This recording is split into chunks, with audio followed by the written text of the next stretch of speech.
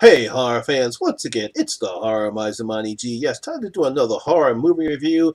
A movie I have heard a lot of good things about, but have not seen. But I actually finally saw House LLC the other night, and it's time to do a review for it. Yes. House LLC is a 2015 found footage horror movie. It was written and directed by Stephen Carnetti. I think I got that film name right.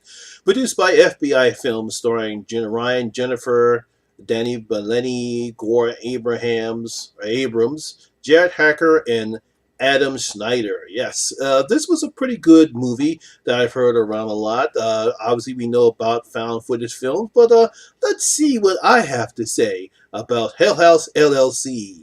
Now, this found footage film, shot similar like a documentary, follows a group of haunted house creators as they prepare for the opening night of their popular haunted house attraction, Hell House. Unfortunately, tragedy strikes on opening night when an unknown malfunction causes the death of 15 tour-goers and staff included. The film shows what led up to the tragedy and what really went wrong on that night, was unfortunately at the time a mystery to the public. Now, I'm pretty sure, like all people know, found footage films, they could be good, like Cloverfield, or very bad, like Devil's Due. It's mainly because of how they are filmed. Unfortunately, you have a lot of found footages that has that jittery, shaky cam, and it blends out of focus, especially when the good shit starts to happen. It also depends upon the story, and why would anyone want to continue to hold the camera and record while batshit things are going crazy all around them? That's some of the problems with found footage films. Luckily for this one, this is one of the better found footage movies in the subgenre. While the story is simple, our director Stephen Carnetti has given us a nice Halloween type movie. He has interesting characters, an abandoned creepy looking hotel, nice tension, and also not relying on phony ass jump scares. So they did a pretty good job on creating this movie. Now here we have the team of Hell House LLC. You have the CEO Alex Trailer, his girlfriend Sarah Havel, along with his good friends Paul O'Keefe, Tony Prescott, and Andrew McNamara. Now, as the movie begins, we see tour-goers going through the group's latest Hell House setup and I think it's called the Abandoned Abaddon Hotel, located outside New York City. Seems like they always did a lot of their setups in New York City, but for some reason they decided to do something different. Things seem to be going along smoothly when someone really just darts out from the basement, and almost everyone starts to freak out and starts to skits. Tour-goer starts running out the house. Later on, we see all the cops and firefighters on the scenes, and then we see them pulling out the bodies of the 15 tour-goers along with the staff of Hell House. Basically, nothing is said about what happened to the hotel, what happened, other than the fact that there was some unknown major malfunction that was the cause.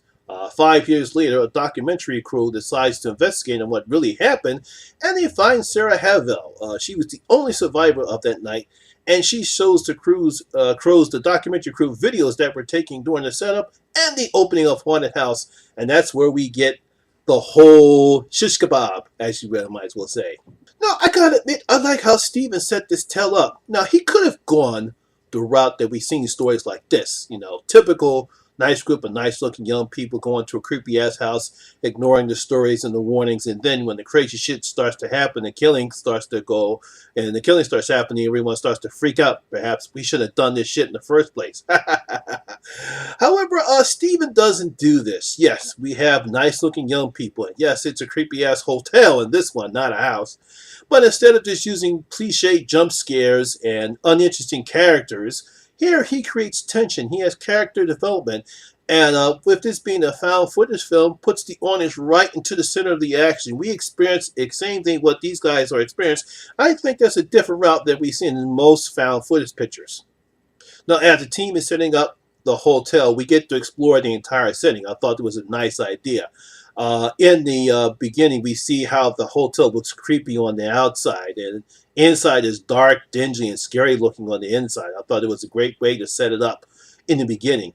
The narrow hallway shows how difficult it is for people to get around. That comes into play later on in the movie. And the basement, oh man, the basement looks like it's a gateway to hell with its weird writings, red bricks that look like dry blood, and it looks like something evil lives in it. It's still there. Credit goes to cinematographer Brian C. I think it's Hannigan, Harkinet, or making the hotel at an exact place to create a haunted house. Yeah. So you got to give them credit for doing that because, yeah, that's a place I certainly want to go. We also have to give credit to Steven on making us care about the characters. One of the problems that we have in found footage pictures is there's no real character development. Everything starts automatically, and we really don't care about any of the characters. Now, while most people might consider this a slow burn because it does take some time for stuff to happen, I believe Steven creates a good balance between character development and giving us some good paranormal moments thrown in for good measure. He creates tension during these moments as the more weird shit happens. Basically, we see some starts, I would say around the third night, we see some weird shit happening in the picture, but it's just there's something a little tease here and there. Alex and his crews, they start to argue, especially with Paul. Paul gets it the worst in this particular movie. As opening night comes closer, the more intense the paranormal events take place to the crew. Some of them are quite frightening, and the crew starts to freak out and start to lose their shit. It's like saying, Alex, this is it. We really got to cancel this out because something is not right here, and I don't blame them. Overall, the acting is pretty good here. You could tell that the crew are really good friends and do care for each other. I mean, all the actors show their emotions in this film. You believe when things are going well, and you can see their emotions on them when the weird shit starts to happen. And like I said before, especially the Paul, he's the one that gets it the worst. Danny Belletti, he's excellent as Alec. He's a man who wants and needs for this to succeed because we learn throughout the film there's a secret that he's being kept from the group and about the company. Despite all the warning his friends tell him that some weird shit is happening, he still pushes for them to go on ahead and let's get this event started. And his friends are behind him, despite the fact that they know something weird is happening. Now, being that this is a found footage film, it does have some faults. Yes, it does suffer from the jittery, shaky cam crap and some out of focus moments, especially when the real shit starts to happen. However, as we get to the third act, we do see clear enough what's happening to the crew, and I do mean real bad shit happenings. And we also get a short exposition on the history of the hotel, where it's not drawn out for almost whole 50 minutes. I say about a good 5-minute exposition about the history of the hotel. So even though despite it does have its faults, I actually did enjoy House LLC. I can see why a lot of people enjoyed it. Again, like I said, it is kind of a slow burn for some people because it does take some time for the action to happen. But I think did their job good. They're very good in this job. I really enjoyed the film. I think it's one of the better found footage movies that I've seen. Is it better than Cloverfield? No. Sorry, that's still the best one. But it's certainly better than Devil's Due. So, the Horror Miser is going to open up his vault. And I'm going to give House LLC 3 out of my 5 gold coins. Yes, House LLC will get 3 out of my 5 gold coins. I'm finally glad I got a chance to see it. And hopefully I heard the sequel is not as good as this one, but we're only talking about this one right here. So my horror fans, those who have seen it, did you like Hell House? Do you think it's one of the better found footage movies, or do you think it's just boring? Leave your comments down in the comment section below and tell me what you thought about House LLC.